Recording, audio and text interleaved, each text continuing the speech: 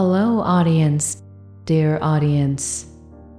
To Diem, let's go of the past, but will CEO Toan be a good husband when they marry?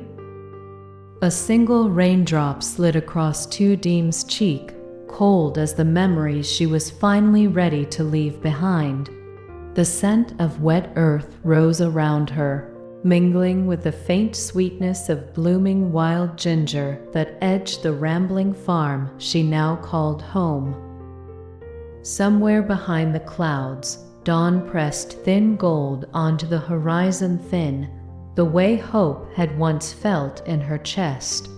She inhaled, filling her lungs with the clean breath of a new life, and stepped barefoot onto the damp boards of the porch. Each plank sighed beneath her heel, whispering, "You're here, you're safe." Only a year ago, Tu Diem's nights echoed with clattering pans and her mother-in-law's gravelly curses, the air thick with fish sauce and resentment. She could still taste the metallic fear that lay on her tongue the morning she was told she'd be sold off, as though she were no more than a sack of rice. That was the morning she ran through bamboo thickets, past the mud-brown river that swallowed her sobs until she collapsed at the water's edge and found a stranger bleeding beside her. CEO Toan had smelled of pine sap and iron, his expensive shirt torn, his mind a blank slate. She nursed him with bitter mountain herbs and spring water so cold it sparked her fingertips, never guessing that the man shivering beneath a threadbare blanket would one day ask for her hand. Now the sun lifted clean and round, painting Toan's new farmhouse in honey. A low growl of a tractor drifted from the far paddock where he was already at work. Business suit traded for worn denim. Tu Diem smiled at the rumble, steady, reassuring, like the heartbeat she had once pressed her ear against in the quiet of a forest shack while he lay feverish and lost. She moved through the kitchen, trailing the warm aroma of sticky rice and young coconut that steamed from a clay pot. When Toan pushed open the back door, shoulders dusted with straw, executive confidence softened into boyish enthusiasm. The clay pot clicked shut and silence filled the room. He crossed the tiles and wrapped his arms around her, calloused palms tracing the curve of her spine. Through the window a rooster crowed, sharp and bright. Beneath his embrace Tu Diem's pulse answered, softer but just as sure. Yet questions flickered at the edges of her mind. Could a man forged in boardrooms, fluent in the language of quarterly reports and cutthroat mergers, truly understand a woman who measured worth in quiet dawns and the weight of a seedling in her palm? Could he protect the gentle rhythm of this farm when shareholders demanded his attention, when city lights lured him back to skyscrapers of glass? That evening they sat on the porch steps, knees brushing. Fireflies stitched green sparks across the darkness. The scent of lemongrass smoke curled from a nearby brazier. Tu Diem tasted salted jackfruit on her lips and, braver than she had ever felt, turned to Toan. "When I marry," she said, voice steady, "I marry the man who tended the chickens at sunrise, who listens when the wind changes, who sees me, really sees me, beyond all the storms I've crawled through." Toan's answer came not in words, but in the gentle press of his forehead to hers, in the warmth of a hand that had once signed billion-dong contracts, yet now carried a splinter from mending the barn roof. The night air wrapped them in the mellow scent of ripening mangoes. Somewhere Su, the dog, barked at falling stars. Perhaps nobody could guarantee the perfect husband.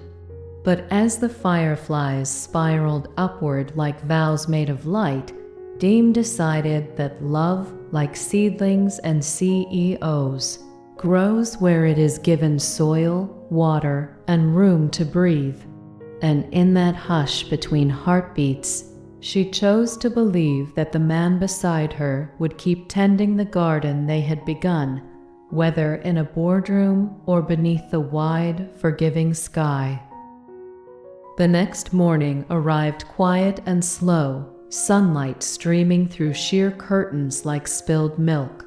Diem lay still beneath the cotton sheets, her body half wrapped in warmth, her thoughts unraveling like loose thread.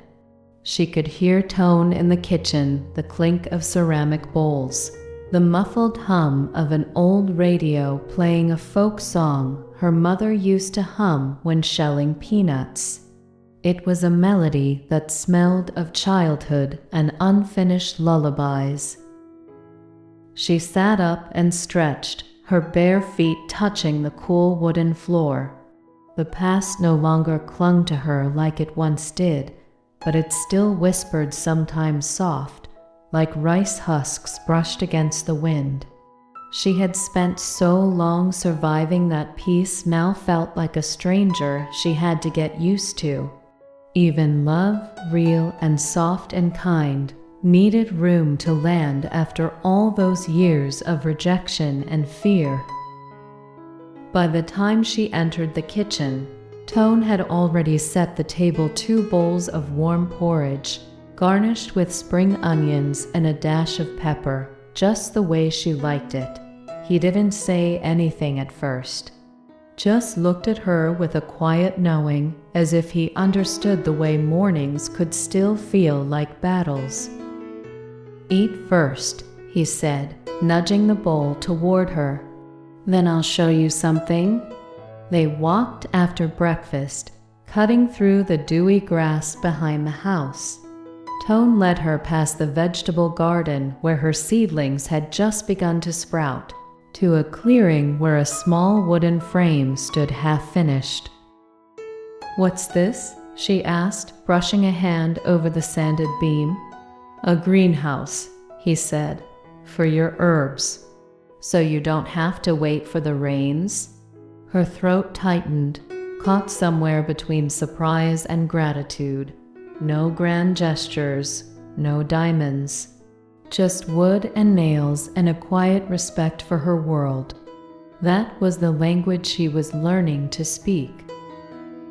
Later that afternoon, rain clouds rolled in without warning, drenching the valley in a silvery curtain.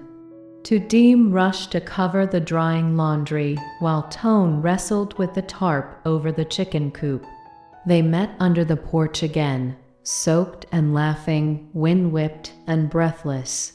He reached for her hand, threading his fingers through hers, warm and steady despite the rain. "You know," he said, water dripping from his hair, "I never thought I'd end up here on a farm, barefoot, chasing chickens, but I've never felt more grounded in my life." Tu Diem smiled, heart flickering like a candle that had finally found its flame. "Marriage isn't about the ring," she whispered. "It's about whether someone will stand in the rain with you and still want to build something."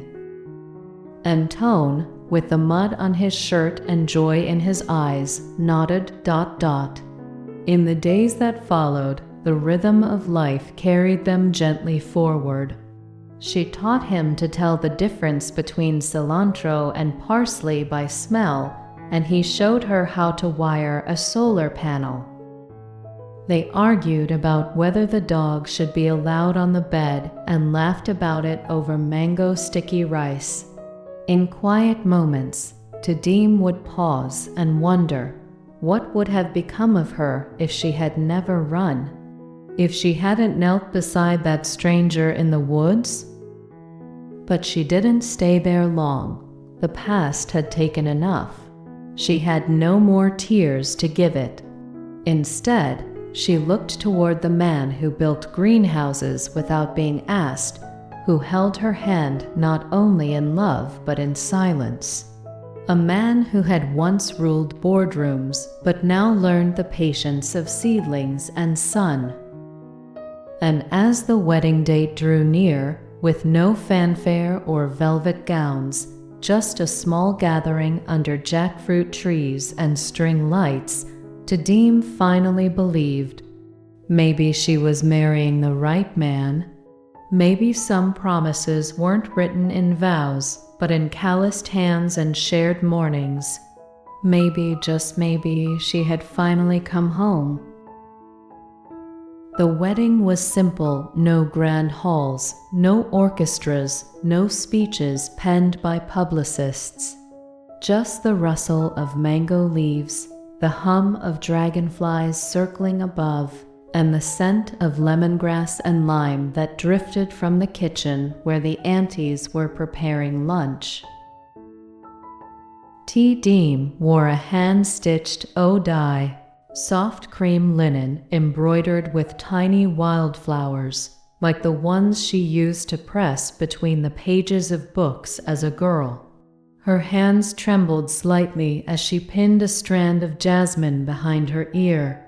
She looked in the mirror and saw not the servant girl who had once been shouted at for not bearing children, nor the woman who had hidden in forests with hunger in her belly and fear in her bones, but someone new, someone she had fought to become. Toan was waiting by the jackfruit tree, his shirt crisp, eyes soft.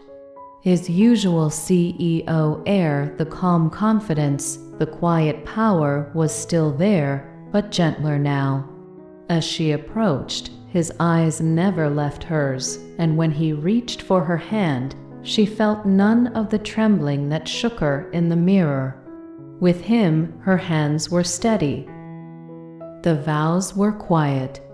No one cried, except maybe Toan's mother, who had once doubted this girl from nowhere, but now placed a delicate gold bracelet around her wrist, whispering, "You saved him before any of us could."